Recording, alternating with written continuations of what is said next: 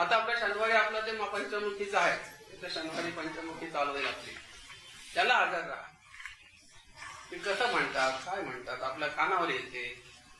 चिरंजीव देवता आहे. श्रावणातला आपल्याला वेळ मिळतो, आपण त्याची आवर्तन करतो.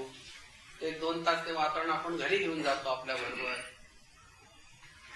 इंद्रजित तो आहे देव, तर त्याचं वातावरण आपण आपल्या कानातून, मनातून, शरीरातून घरी घेऊन जातो. घरचं वातावरण शुद्धी होते. या सर्व गोष्टींनी काय होते की मनाची शुद्धी होते. माणसाची शुद्धी होते की नाही. अंतर्मनाशी मिलन झाल्यामुळे बाह्य मनाची शुद्धी होते. आणि शुद्ध स्वरूप आल्याशिवाय कुठली गोष्ट टिकत नाही.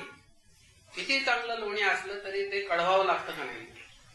अगदी तुमच्या घरगुती ताकदला काढलेलं लोणी 5-6 दिवसाचा एवढा गोळा आहे, तरी तो चुलीवर ठेवून राटा ते शिजवल्याशिवाय त्याला शुद्धता येत नाही. लोणी आपल्या घरातच असतं, काही भेसळ नसते, काही नसतं. आपण शुद्ध नसतं. ते ठेवलं की त्यातलं ताक बीक पाणी बिणी सगळं जळून जातं का नाही, आणि खाली आणखीन ते उरतं खाली सगळं. ती बेरी येते खाली पातेल्याला, आणि वर कसं साजूक तूप छान आलेलं असतं.